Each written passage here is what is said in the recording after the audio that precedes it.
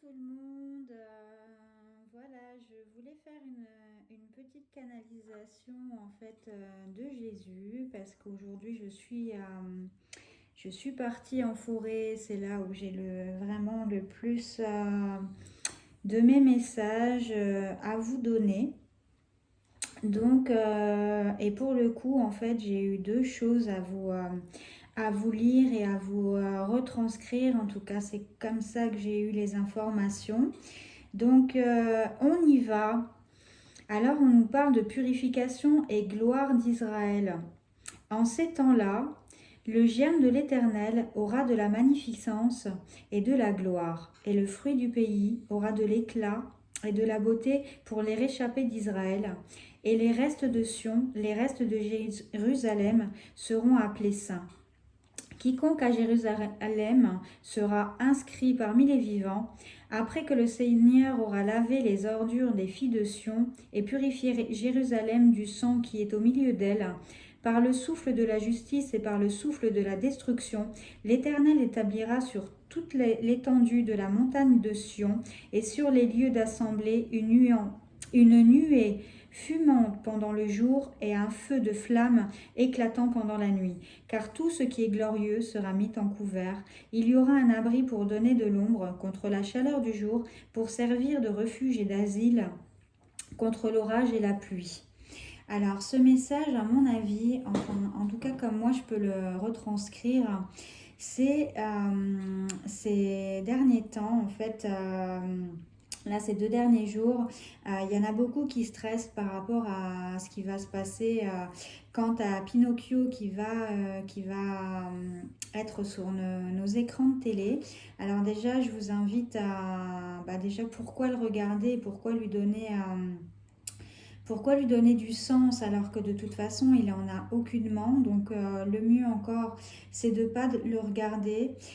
Parallèlement à ça, on est en train de vous dire qu'on vous appelle à cette mise de vérité, à cette mise en lumière, et que pour l'instant nous sommes sur l'ère de Satan, mais bientôt va revenir Jésus, et vous êtes ses enfants, vous êtes protégés.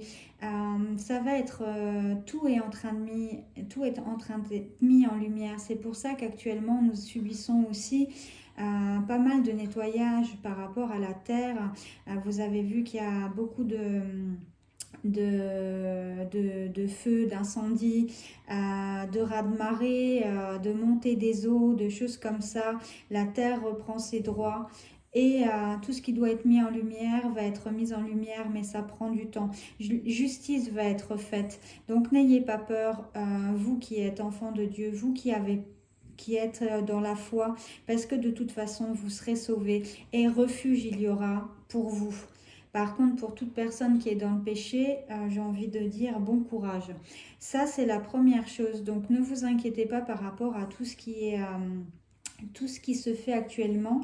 Nous sommes dans une guerre qui est naturellement vibratoire et donc spirituelle, où on vous maintient dans une peur. D'ailleurs, il est dit, nous sommes en guerre. Oui, effectivement, on est bien en guerre d'information.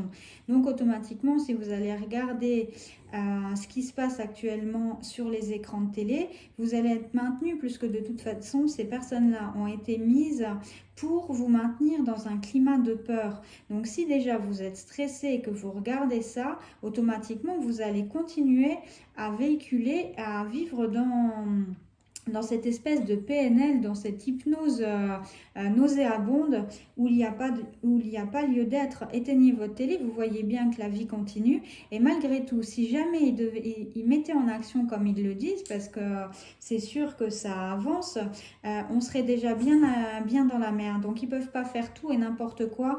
Et dans un autre sens, si vous regardez le verre à moitié plein, vous pouvez vous dire aussi que tant mieux s'ils continuent à se foutre de notre gueule sur l'écran, parce que ça réveillera peut-être du monde, et peut-être que les gens prendront conscience, et il y aura peut-être un peu plus de monde pour se battre contre ça. Donc dans tous les cas, pour moi, ça reste très positif. Donc n'ayez pas peur. Voilà le message que j'ai, en fait, ce premier message. Il y a une purification qui se fait, une purification de la vérité, une purification aussi de votre être. C'est pour ça qu'on vous invite actuellement à faire une introspection sur vous. Parce que ce nettoyage doit être fait, ce nettoyage de siècles de mensonges, de siècles d'avoir mangé des choses qui sont pas bonnes pour votre organisme. Et on vous invite à vous nettoyer. L'heure est au nettoyage de tout. Donc ne vous inquiétez pas par rapport à ça. Ça, c'est le premier message. Le second message, et d'ailleurs j'ai une confirmation d'une amie, quelqu'un que je respecte énormément sur Twitter, qui m'a fait une confirmation de ce message-là, donc je vais vous le donner. Ne vous mettez pas avec les infidèles sous le jonc étranger, car quel rapport y a-t-il entre la justice et l'iniquité, ou qu'y a-t-il de commun entre la lumière et les ténèbres? Quel accord y a-t-il entre le Christ et Bélial? Ou quelle part a le fidèle avec l'infidèle? Quel rapport y a-t-il entre le temple de Dieu et les idoles? Car nous sommes le temple de Dieu, vivant comme Dieu l'a dit. J'habiterai, je marcherai au milieu d'eux, et serai leur Dieu, et ils seront mon peuple. C'est pourquoi, sortez du milieu d'eux, et séparez-vous, dit le Seigneur. Ne touchez pas à ce qui est impur, et vous accueillerez. Je serai pour vous un père, et vous serez pour moi des fils et des filles, dit le Seigneur Tout-Puissant. Alors, je ne pense pas que je vais attirer que des amis dans le message que je vais donner là, par rapport à ce que je viens de lire, mais je vais le faire quand même puisque c'est ce qu'on m'a demandé de faire, donc je vais le faire. Ne confondez pas encore une fois la foi avec l'ésotérisme, parce que ce n'est absolument pas ça. La foi n'a pas de concordance avec les religions, qui est complètement différent. La foi est l'esprit de Dieu, l'esprit de Jésus-Christ. Ça n'a rien à voir avec le côté christique ou quoi que ce soit. La foi, c'est beaucoup plus puissant que ça, et Dieu est ressuscité justement pour nous. Donc, quand j'entends par exemple, c'est par exemple si moi je vous fais une canalisation, bon, de temps en temps je tire l'oracle, je fais très attention à aux cartes que je peux employer. Si je vous fais une canalisation de Jésus, que je vous parle de la Bible, et que parallèlement à ça, dans 2 heures, je vous fais une canalisation avec l'oracle des sorcières, là, on tombe dans l'ésotérisme. Dieu n'a rien à faire avec les sorcières. D'ailleurs, il faudra qu'on me trouve dans la Bible où il est dit que qu'on doit naviguer avec des choses ésotériques qui n'ont rien à voir. Donc faites attention quand vous mettez Jésus en avant dans vos messages, dans vos mots, sur votre chaîne ou choses comme ça, parce que Jésus n'a rien à voir avec l'ésotérisme. Après, moi je suis pas le Chuck Norris de la vérité, c'est-à-dire je suis pas là pour regarder qui fait quoi sur leur chaîne. Chacun fait comme il souhaite. C'est pas ça que j'ai eu dans ma canalisation. On m'a demandé de transmettre ce message-là parce que j'ai eu aussi pardonne-leur parce qu'ils ne savent pas. Alors moi, le message est faites attention à ne pas employer Jésus à votre escient personnel, et si vous parlez de lui, alors suivez ses mots, suivez la Bible, et n'allez pas commencer à surfer avec des choses qui n'ont rien à voir, comme le New Age, comme enfant de la galaxie, ou toutes ces choses-là qui sont absolument pas du tout de la Bible. Il n'y a rien qui est mis en avant dans la Bible par rapport à ça, parce que sinon on va commencer à parler de Tao, les cités d'or, on va parler du fils de Rahan, et voilà, il faut faire vraiment attention à ce qu'on dit. Je sais que ça ne plaira pas à tout le monde. Encore une fois, c'est la canalisation que j'ai eue. C'est les messages de Dieu qu'on m'a demandé de retranscrire. J'ai demandé à Jésus pourquoi c'était moi qui devais faire ça. Parce qu'encore une fois, je vais peut-être pas m'attirer que des personnes vont se dire mais de quoi elle parle, de quoi elle se mêle. Et voilà, je voudrais qu'on respecte, moi j'ai la foi, je crois en Dieu, et je voudrais qu'on respecte ça, et qu'on ne place pas à toutes les sauces. C'est pas une mode. D'ailleurs, toutes les personnes qui parlent de Dieu savent qu'automatiquement, pour l'instant, nous ne sommes pas sur son aire et qu'il va revenir. D'ailleurs, il a été ressuscité, il n'est plus sur la croix. Donc, arrêtez de l'imaginer en souffrance parce qu'il ne l'est plus. Mais le jour où il reviendra, il faudra quand même se retrouver devant lui et laver nos péchés. Donc, si vous commencez à faire tout et n'importe quoi en son nom, eh ben, courage et ayez des arguments parce que c'est lui qu'il faudra convaincre. C'est pareil, il y a une chose que j'ai eue également, bon ben, je vais le dire, tant pis. Mais après, chacun doit se retrouver face à lui-même par rapport à ses mots. À aucun moment dans la Bible, il est dit qu'on avait le droit de parler avec les morts. Et c'est très grave en fait, parce que les morts doivent être en paix. Quelqu'un qui est mort dans la souffrance parce qu'il était malade et qui est parti, je crois qu'il mérite d'être en paix. Et c'est très égotique, c'est vraiment de l'ego en fait, de vouloir parler avec nos morts parce que c'est nous finalement. Eux n'ont plus de... Eux sont en paix. C'est nous qui avons un manque et qui sommes encore attachés à eux et qui avons envie et besoin de leur parler. Mais du coup, vous les laissez dans une sorte d'atmosphère, ils naviguent entre les eaux comme ça et vous les laissez pas partir. Et à aucun moment, vous avez le droit de parler avec les morts. Donc ça, c'est un message que j'ai eu en canalisation aujourd'hui. Après, il est dit, chacun voit midi à sa porte par rapport à ça. Moi, je l'ai eu. C'est Dieu qui m'a demandé d'en parler et chacun le prend comme il le souhaitera. Je reviens sur le fait que je ne suis pas Chuck Norris. Voilà, moi, j'essaye de faire ma part. D'aider les autres comme je peux.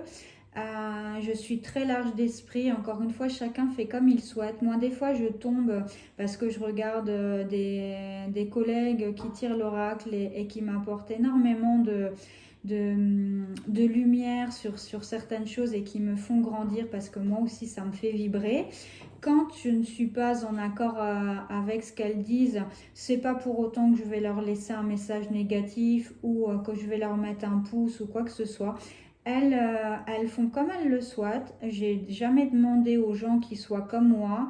Bien au contraire, on est dans un monde où je prône la diversité. Donc voilà, moi je vous souhaite à tous du positif.